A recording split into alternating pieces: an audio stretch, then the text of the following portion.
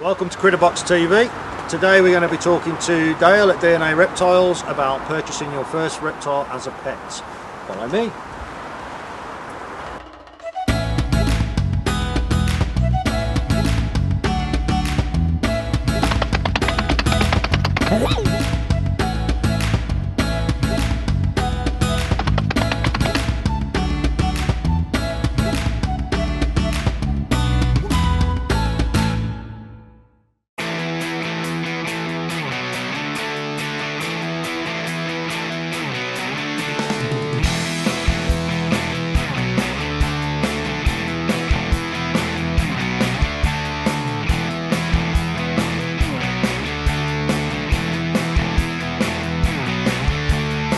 We're with Dale Cross at DNA Reptiles, which is based near Cannock on the A5.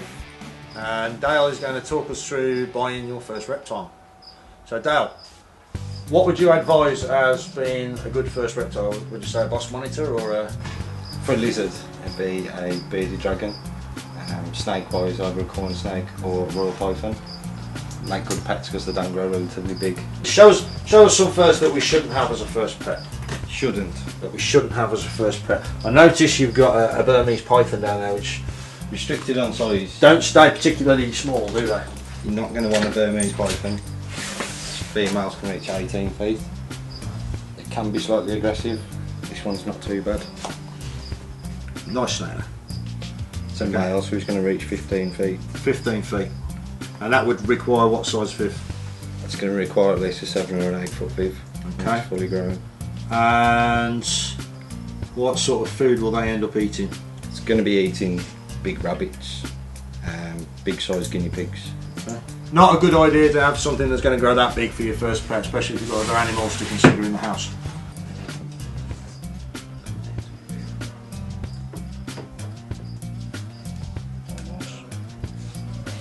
Okay, so this is your fully grown corn snake.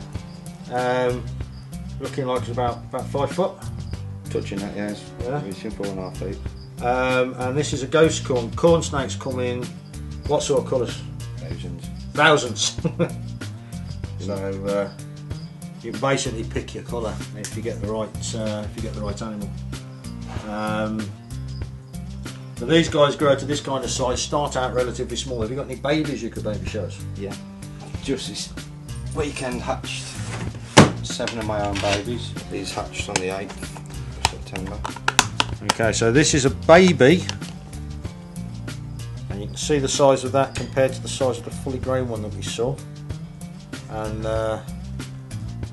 there's a considerable size difference. So is this guy going to grow as you get older? How long will it take to get to the size of the one we've just seen? The one we've just seen is 5 years old. Okay. So it takes a considerable amount of time.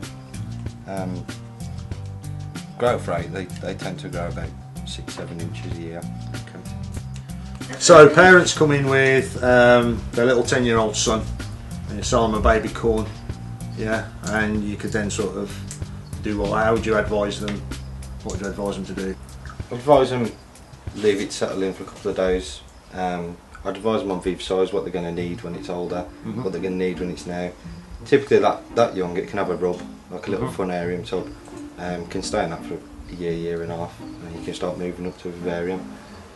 2 foot vivarium is probably going to last you quite a while. This is typically what we keep a baby corn snake, baby milk snake, baby king snake in. They're called funariums. You can keep 2 in either side. It's totally up to you. That there's a baby lavender king snake hiding in here somewhere. Should be. He says. It's a baby candy cane corn snake. Well, there you go, there's another corn snake, a bit older than the last one.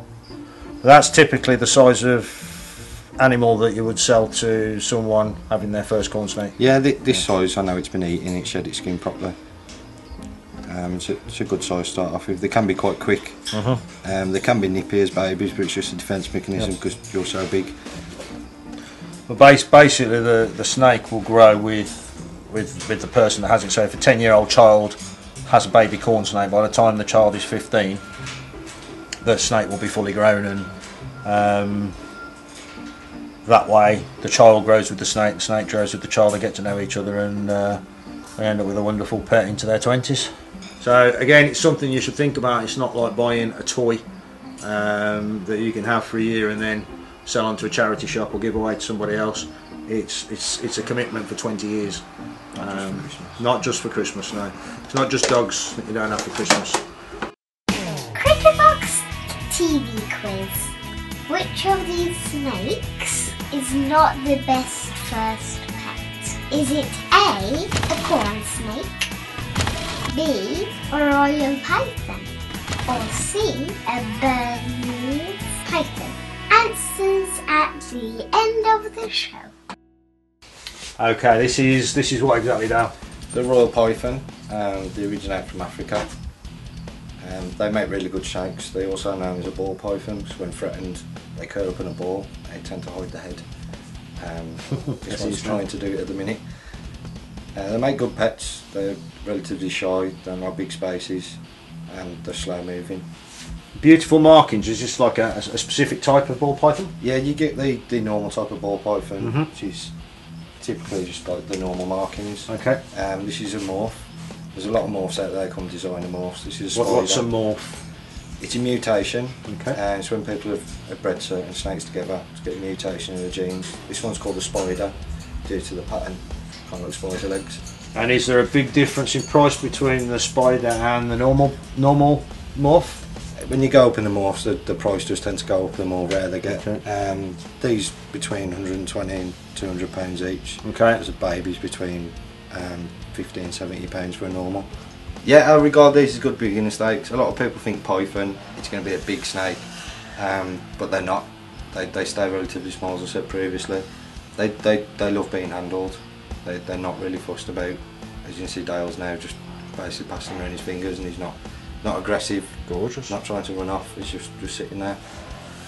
So as opposed to your Burmese? As opposed to a Burmese python, they're a lot better snake. Absolutely stunning, beautiful markings. What we'll do now, we've looked at a couple of beginner snakes. Let's look at a couple of beginner lizards. Now, I know quite a few people have chameleons. You've got a little chameleon up there. Have veiled chameleons as a first lizard. Would you recommend that as a first lizard? I wouldn't. I'd recommend these as more of an advanced lizard because of the husbandry and the care. It's a lot more in depth than a bearded dragon. They have to have quite high humidity. I'll go with you on that one. Quite delicate creatures. Yeah. They are beautiful, very good to watch eating. I mean, one of my favourite chameleons is the Jacksonia, the male especially. But I don't have chameleons for that very reason, because they're so delicate and need a lot of time and investment, and you need to have humidifiers in the tank that keep the humidity at a specific percentage, and you need to be able to look after these guys. Although they don't live very long, do they? No, 5 to 7 years really.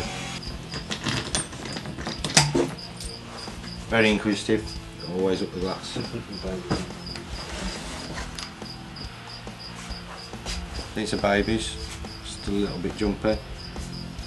Okay, so we've got baby bearded dragons. And again, can you get, as we saw with the python, can you get lots of different morphs?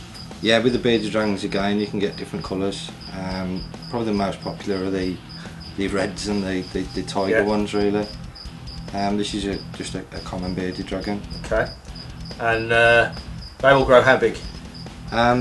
They can reach 24 inches, but typically they stay between 14 and 18 inches. That's head to tail. They have got quite a long tail. But they're relatively, it's a nice size lizard. It feels nice to handle. They can be quite quick at this age, but they soon tame down. And do they bite? Everything bites, but they tend not to. They're quite a sociable lizard. Yeah. Scratch? Can they scratch you? They have got claws. When they're bigger, they can come sharp if it drags down you. But nothing Mum and Dad need to worry about eating family pets or. No, these get on with pets. Destroying the child's arms or anything with their claws. They're not a bad pet like that. They're really good. Awesome. What should people look for? Because you can get pet reptiles at all sorts of different places these days. Garden centres even doing, and people don't always know that they're buying a healthy reptile. So how do you tell that you're buying a healthy reptile? always look out for, like, the first thing, look, see if he's active. If it's an active reptile, it generally means it's quite healthy. See how alert they are, see if they come to you up the glass, if they notice you by the glass. With lizards, they are quite alert, so they'll notice you straight away. Snakes, it's mainly when you're handling them, you can tell if it's lethargic, tend to stay away. If its tongue's not coming out, and they tend to taste with the tongue. If that's not coming out as well, just stay away from them. But yeah, that's basically, you've got to look for an active reptile. What about dull skin in a snake, for instance? Should the skin be shiny? Should it be dull? Should it be flaky? If the skin's dulled down, it tends to mean it's in shed. If a snake's shedding and it's coming off in pieces, or it's got retaining shed, I'd also probably stay away from it then, because it could be a sign of problems. If you go to a good shop, they'll always do you a rundown of what it should be eating, what it's going to be like to care for, what the animal is in general.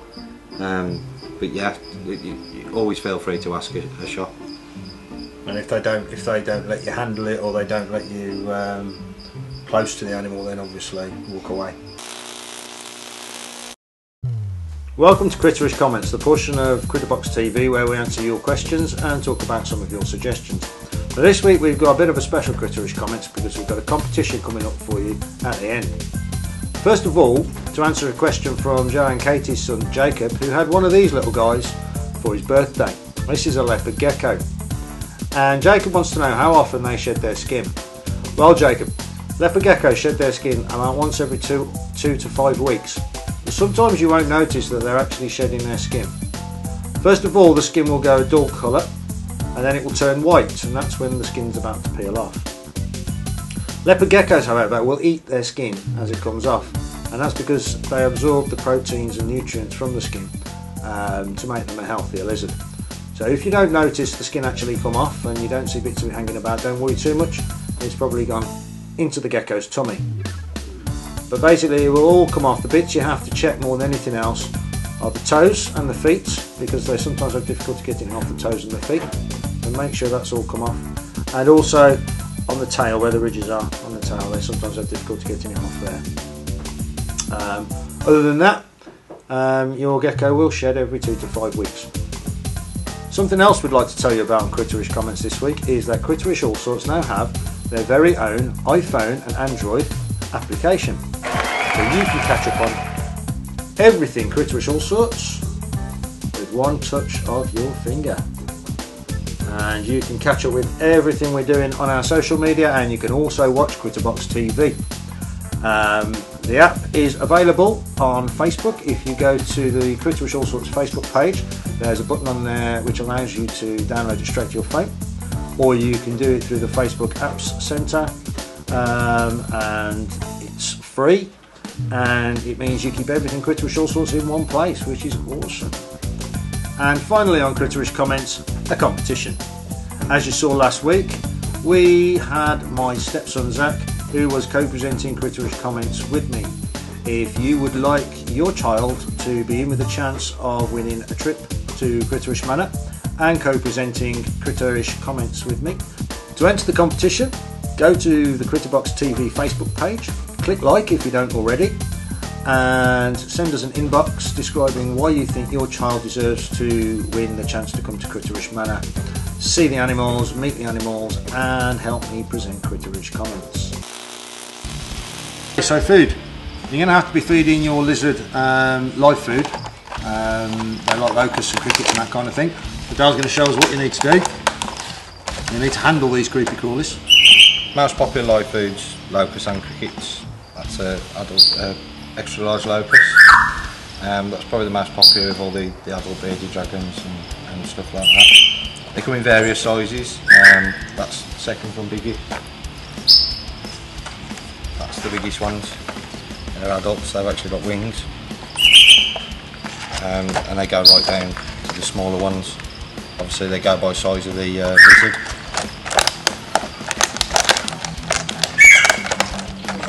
There's a lot of crickets. These are a lot faster. That's an adult cricket. These are what they call silent crickets, but as you can hear in the background, they're never silent. They come in various sizes as well. There's some of the smaller ones. And the other thing with crickets is you're going to have them running around your house. So be prepared for your house to sound like a jungle from time to time.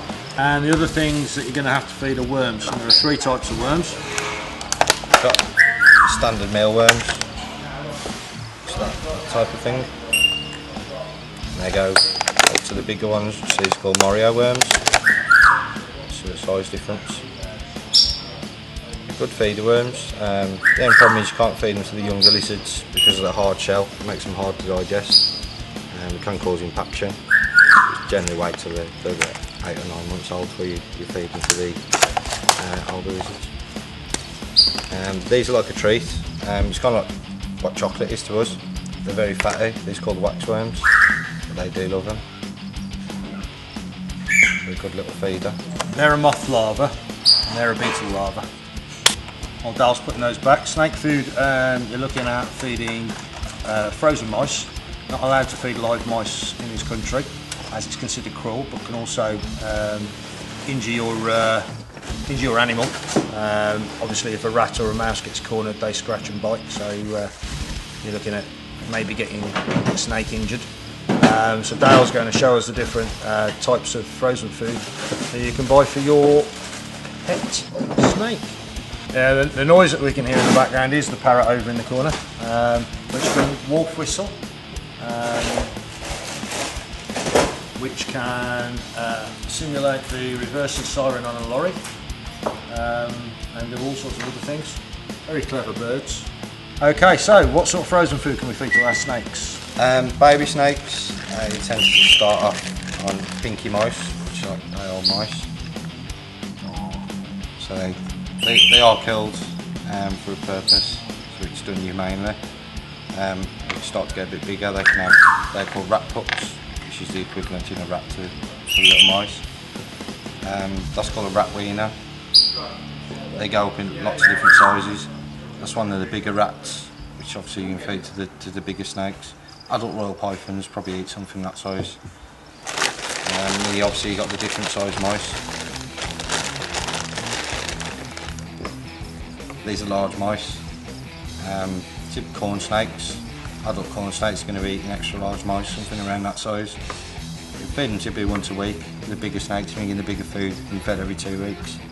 But once a week, so you've got to consider that into your costs as well. But they're fairly cheap, like a little pinky mouse. It's going to cost you 36p, or you can buy them in bulk. Something that size is going to cost you 90p. The bigger one is going to cost you £1.75. You've got to incorporate that cost into obviously keeping the reptile. And also not minding handling frozen rodents, not minding thawing them out, not minding handling them when they're a bit soggy. And keeping them in your freezer. And not minding keeping them in your freezer.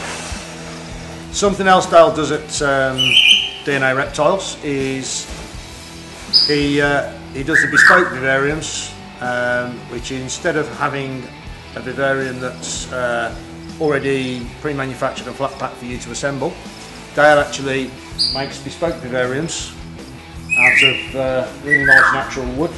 Basically, before I had the shop, I used to be a carpenter, bench joiner, so I've incorporated that skills into obviously my new business for the reptiles. So I can build complete custom enclosures. You can have anything really, that's just a 2-step basic one, but I can literally build anything you require. I'd just like to say thank you to DNA Reptiles and to Dale Cross for showing us around DNA Reptiles and for their hospitality and for giving us advice on buying your first reptile as a pet. I'm Dale Priest-Kelly, you're watching CritterboxTV.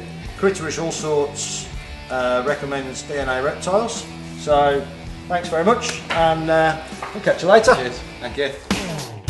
Earlier on, we asked you which of these snakes is not the best first pet. The answer is C, the Burmese tiger snake. Thanks for watching, everybody.